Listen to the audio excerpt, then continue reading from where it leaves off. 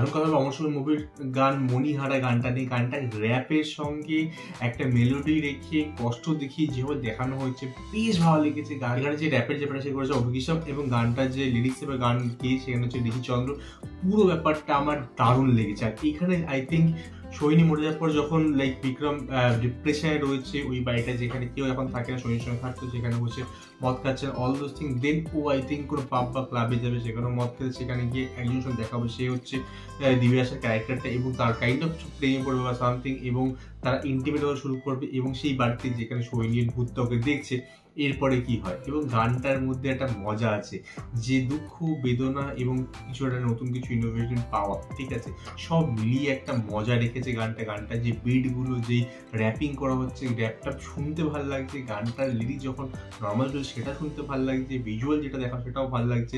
প্রথমত স্টার্টিংয়ে লাইক বিক্রম যে কতটা কষ্টে আছে, ওর লাইক আই থিঙ্ক বিয়ে হয়নি বাট এঙ্গেজমেন্ট ফিয়ন্সে মারার পর, মরে যাওয়ার পর, এবং তার ভূতকে এখন আই থিঙ্ক দেখা শুরু করেনি বা দেখা শুরু করলো বাট খুব আর্লি স্টেজে আমি মনে করছি। এবং তারপরে ও লাইক ড্রিঙ্ক করতে করতে আই থিঙ্ক ড্রিঙ্ক শেষ হয় বা সামথিং, ও কোনো ক্লাব বা পাবে যে সেখানে কেউ মদ খাচ্ছে, সিগারেট খাচ্ছে, সেখানে কোনোটা মেয়ের সঙ্গে দেখা হয়। তারপর আস্তে আস্তে আই থিঙ্ক প্রেমে পড়ে, তার সঙ্গে ঘনিষ্ঠ হওয়া শুরু করে, এবং তারপরে বাড়িতে, যেই বাড়িতে অ্যাকচুয়ালি সোহিনীর সঙ্গে থাকে সেই বাড়িতে নিয়ে সেখানেও ইন্টিমেট হয় এবং সেটা সোহিনীর বোধ দেখে। এরপরে কি হয়, ঠিক আছে, তো পুরো প্যাকেজটা বেশ ভালো লাগছে, মজা লাগছে। এই মুহূর্তে আই ডোন্ট থিঙ্ক তুমি ভয় পেয়ে চলেছো। এটা হরর কমেডি না বলে তুমি কমেডি বা রোম্যান্টিক কমেডি, রমকম বলতে পারো, ঠিক আছে, হরর ভয় কিছু পাবে না, বাট এর মধ্যে কমেডি এবং রোম্যান্স, তার সঙ্গে হররের ছোট্ট এলিমেন্ট রয়েছে, তো সব মিলিয়ে ব্যাপারটা কিন্তু বেশ মজার লাগছে।